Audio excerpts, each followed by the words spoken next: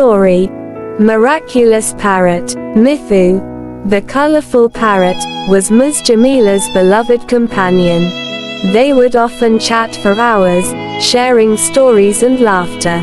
Mithu had learned many phrases from Ms. Jamila and was quite adept at communicating with her. One unfortunate day, tragedy struck. Ms. Jamila met with a road accident and was lying unconscious on the roadside.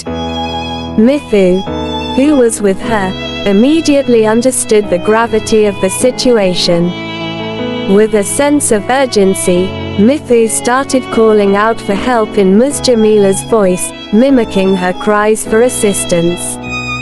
Passers-by, initially confused, soon realized the situation as they heard Mithu's distressed calls. They rushed to the scene and called for an ambulance. Thanks to Mithu's quick thinking and ability to mimic Ms. Jamila's voice, help arrived just in time. Ms. Jamila received timely medical attention and survived the accident. From that day on, Mithu was hailed as a hero in the neighborhood.